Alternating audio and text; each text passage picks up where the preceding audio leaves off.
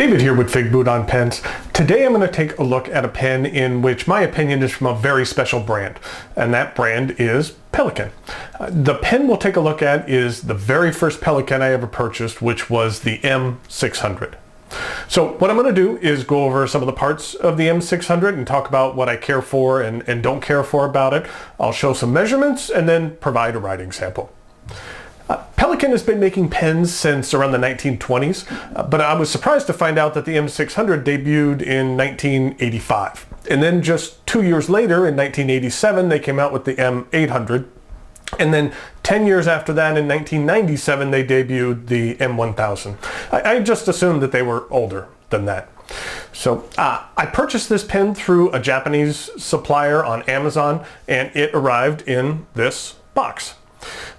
Inside we have the pen, and then underneath we have a little generic pamphlet that is written in Japanese, and it kind of goes over every single type of Pelikan pen in regard to filling instructions. Everything from a pencil to a ballpoint to a piston to a converter pen. And here is the pen. There's no faux leather pouch, and like I had seen with some other reviews of this pen. I don't know for sure, but I've heard that Pelikan suppliers purchase their own packaging, so what you receive from one retailer might potentially vary from another. But here is the pen. It is the Pelikan M600 with the gold trim. The way Pelikan their numbering system works is like the whole numbers. The M400, 600, 800, and 1000 each have gold trim, and then the 05s, the 405, 605, 805, and 1005 each have the silver rhodium trim. So we'll start here with the Finial, which has the Pelikan logo on it. Here's a nice close-up of that. It's the mother Pelikan with her baby. I think it's interesting because their logo has changed over the years. First there were 4 babies, then there was 2 babies, and then in the early 2000s it was reduced to just one little Pelikan baby. I like the chiseled down step of the Pelikan Finial that transitioned directly into the clip band. The M600 has the traditional Pelikan beak clip that kind of flares out at the end and function very well. It has the perfect amount of flex to it, and it really doesn't feel flimsy at all. It really feels high quality. There is a thin band on the cap, and then right next to the main cap band, which says Pelikan Souveran with the umlaut over the A, and Germany on the band. There is a very small step down to the barrel, and it's very hard to see, but the barrel actually flares slightly between the beginning and the middle. There's a difference about 7/10 of a millimeter from the beginning of the barrel to the middle, and then there is a very slight taper down of about 1/2 millimeter to the end of the barrel. So it kind of goes up and then slightly back down again, but it's very hard to perceive. I think the blue stripes are just amazing. The M600 is also available in red or green stripes as well. There's a solid black model, and then there's also many other special and limited edition variants on top of that. If you look at a close-up of the stripes here, you can see that the stripes and the translucent black between them vary ever so slightly. The stripes have a subtle shimmer to them and have a bit of variance in their color. So when you twist the pen around and taking a look at it, the light hits it in different ways, and the very small variances make for a very cool look. It's extremely subtle, but I like it. The black parts of the barrel, or the black stripes we'll call them, are transparent or translucent, and they act as a bit of an ink window. I really kind of find it hard to see the ink level unless I really hold this pen up to the light. It's not an obvious ink window, at least for me. This is a piston filler. There's a very small step down at the end here, and there is 2 thin gold bands and a somewhat rounded end. It's rather flattish with a little bit of rounding on it. The cap twists off,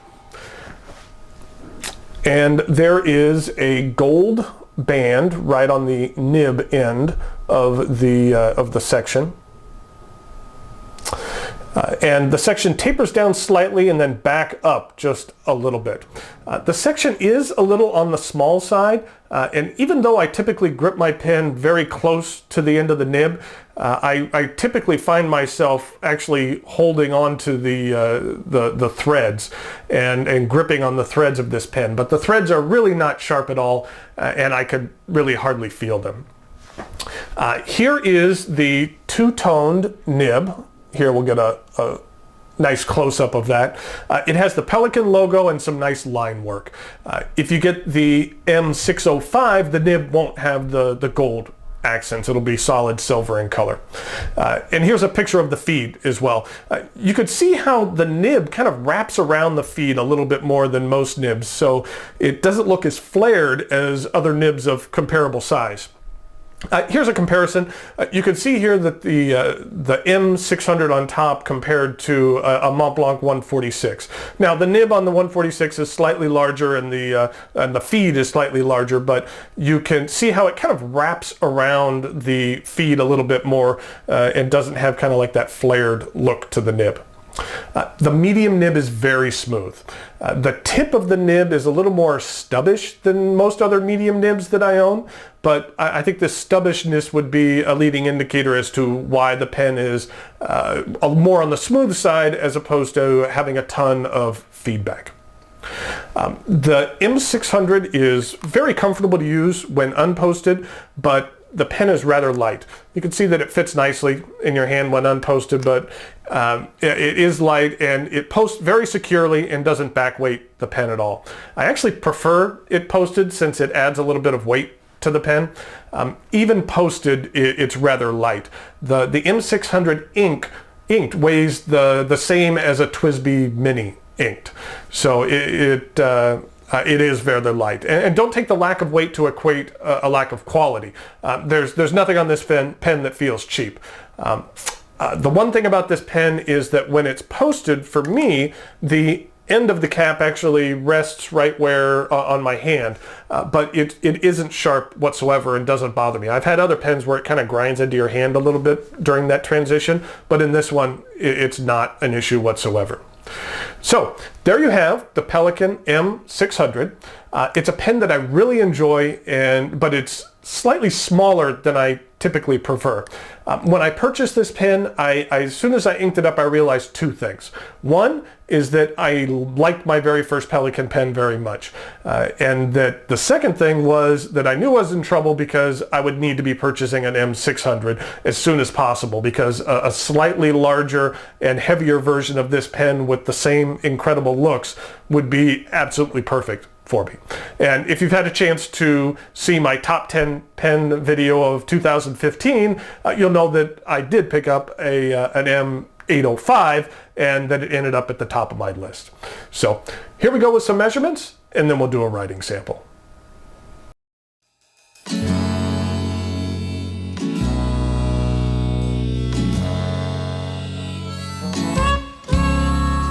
Here we go with the writing sample for the Pelikan M600.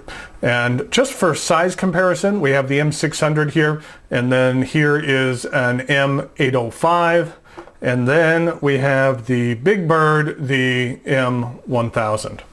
So you can see that there's a bit of size comparison here, and you can see that the M1000 is significantly longer and girthier than the M600. So we have the Pelikan Souverain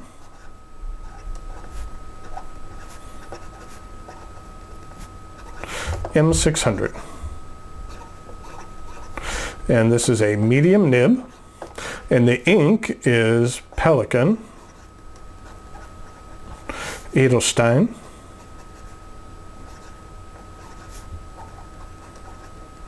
Tanzanite.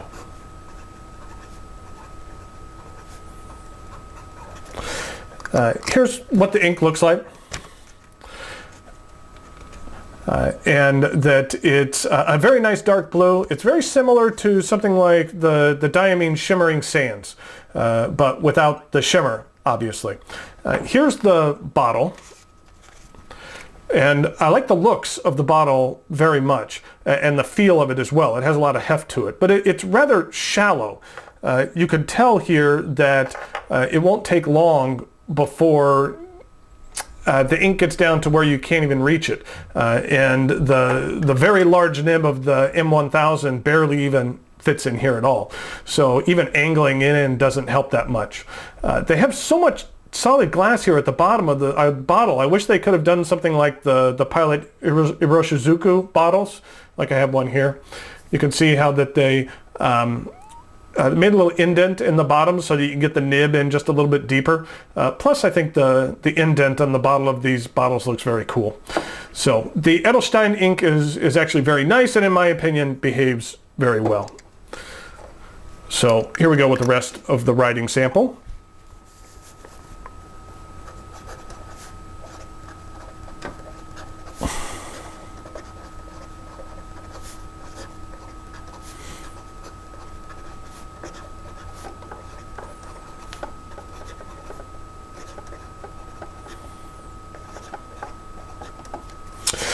This is a rather thick medium nib, so it's a little thick to begin with. You can get some line variation out of here, but I don't think that's not necessarily what this pen is made for. But starting off with no pressure and then a little pressure, you can get a lot out of there. But in regard to wetness, it has a tendency to be a little bit on the wet side. And in regard to reverse writing, it's actually very, very pleasant. It actually writes reverse better than some pens that I own writing the correct way. And in regard to fast writing, there's no problems with this feed keeping up whatsoever. And it's very, very smooth with very little feedback.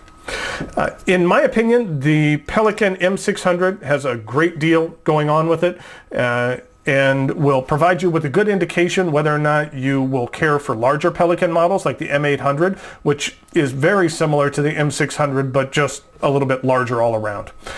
If you enjoy these reviews, by all means hit the subscribe button. I typically post one review each week. Thanks for watching, and we'll talk to you later. Bye.